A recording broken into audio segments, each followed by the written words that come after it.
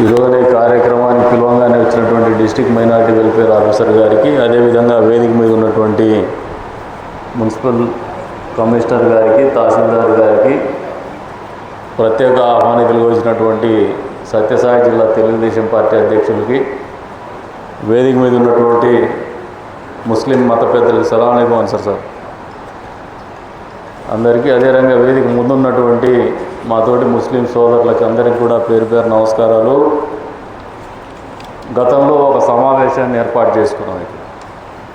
ఆ సమావేశం ముఖ్య ఉద్దేశం ఏంటంటే, ఆ రోజున మైనారిటీ వెల్ఫేర్ డిపార్ట్మెంట్ నుంచి, మైనారిటీ ఫైనాన్స్ కార్పొరేషన్ నుంచి ఏదైతే లోన్స్ వస్తున్నాయి, జిల్లాలో అత్యధికంగా కదిరికే తీసుకొస్తా అన్నాను. మాట మేరకు అత్యధికంగా కదిరికే వచ్చినాయి, 450 వచ్చినాయి. అక్కడితో అయిపోతుందని నేను అనుకోలే. మొన్న విజయవాడకు పోయినా,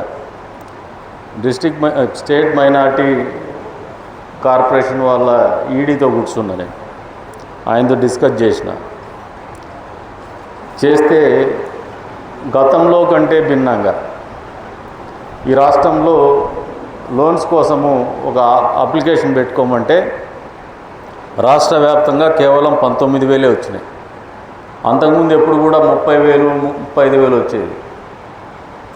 ఈవెన్ రీపేమెంట్ ట్రాక్ రికార్డ్ చూసినా కూడా BC, SC, ST, minority corporation చూసినప్పుడు మైనారిటీస్ రీపేమెంటే బాగుంది ట్రాక్ రికార్డు కూడా. అందుకని మైనారిటీ ఫైనాన్స్ కార్పొరేషన్ ద్వారా ఇంకా నిధులు తేవడానికి కూడా వెసులుబాటు ఉంది. ఆ కార్యక్రమం కూడా చేస్తాను ఈ ప్రభుత్వం తరఫున, చంద్రబాబు నాయుడు గారి చొరవతో. కాకపోతే నియోజకవర్గంలో ఏదైతే మీకు ఆ రోజున పెద్దలందరికీ కూడా చెప్పిన హయ్యెస్ట్ తెస్తామని, ఆ 450 సరిపోతాయని నేనైతే అనుకోవడంలా.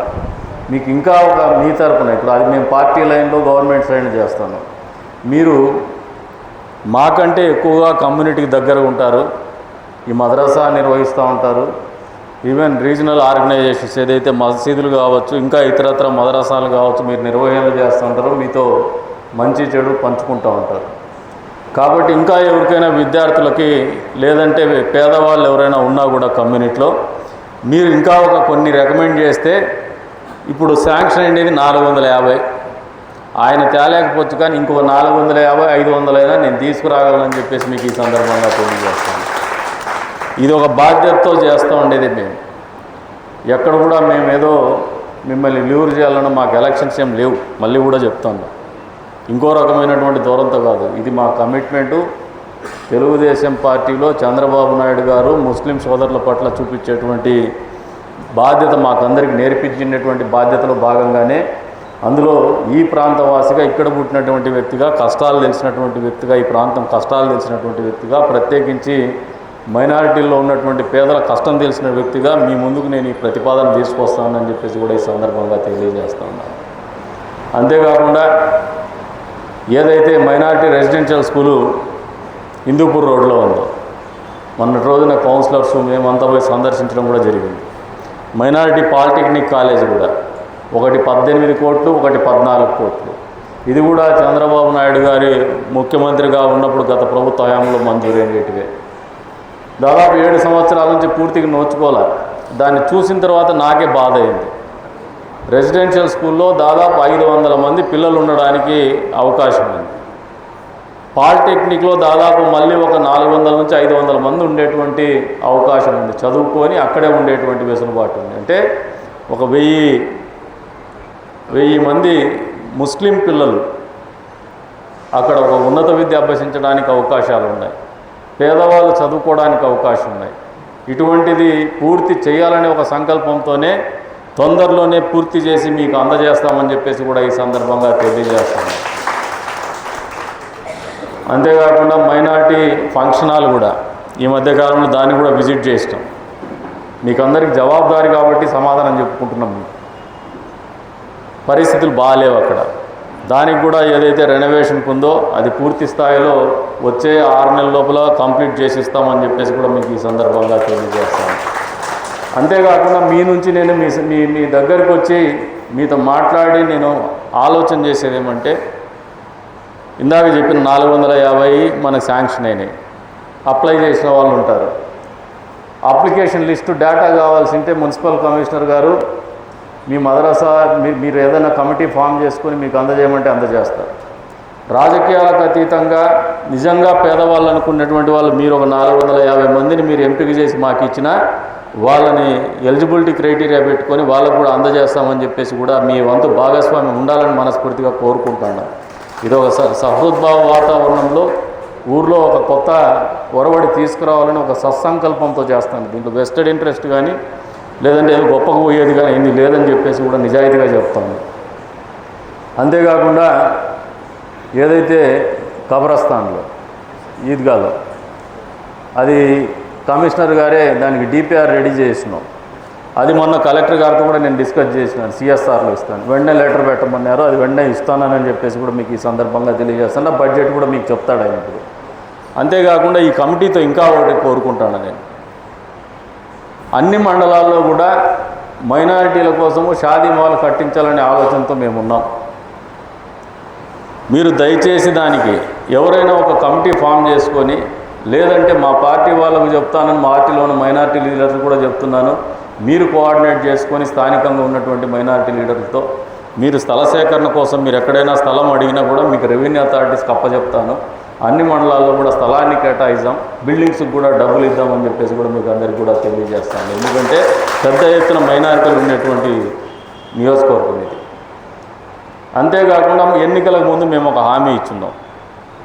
ఇమాం మౌజన్లు ఎవరైతే గ్రామీణ ప్రాంతంలో ఉంటారో వాళ్ళందరికీ కూడా ఇంటి స్థలాలు ఇస్తాం, ఇల్లు ఇస్తామని. ఇప్పుడు ఆ స్కీమ్ నడుస్తూ ఉంది. మీరు దయచేసి దానికి కావాల్సినటువంటి డేటా మేము కొద్ది వరకు సేకరించినాము.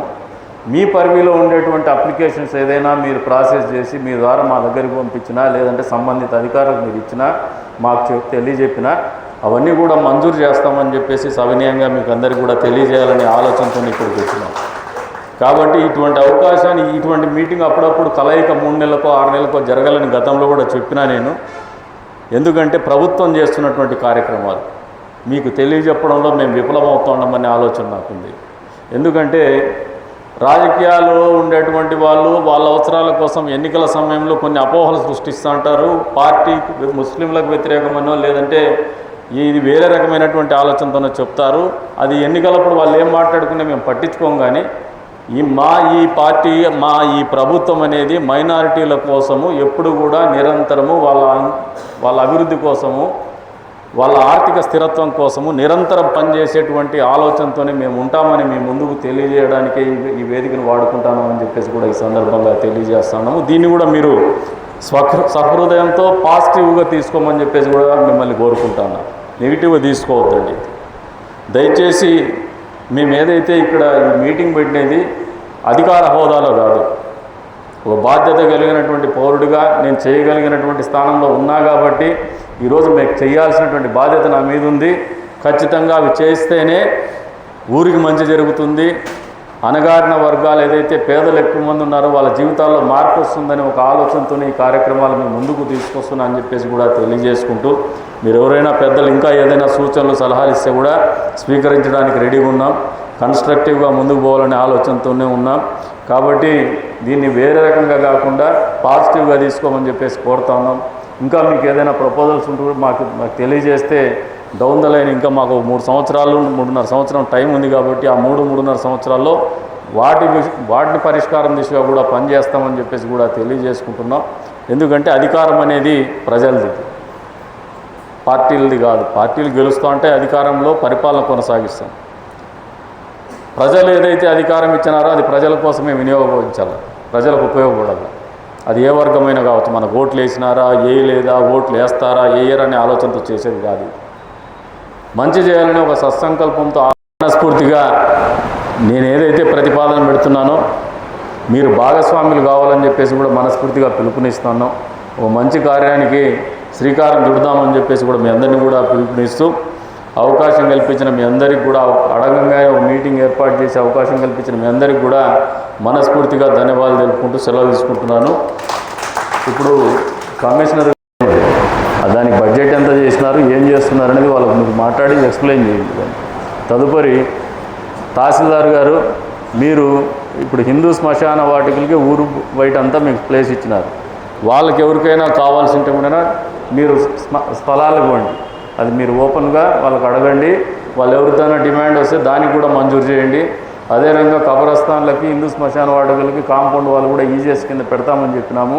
ఏవైనా అవి కూడా ఉంటే ఈద్గా కమిటీ కావచ్చు, మద్రసా కమిటీ కావచ్చు, లేదంటే పెద్దలు షమీవుల్లా మౌలానా గారి ఆధ్వర్యంలో ఉన్నటువంటి కమిటీ కావచ్చు, మా దృష్టికి తీసుకొస్తే 100కు 100% చేస్తామని చెప్పేసి కూడా మీకు తెలియజేసుకుంటూ మరొకసారి మనస్ఫూర్తిగా ధన్యవాదాలు తెలుపుతాను.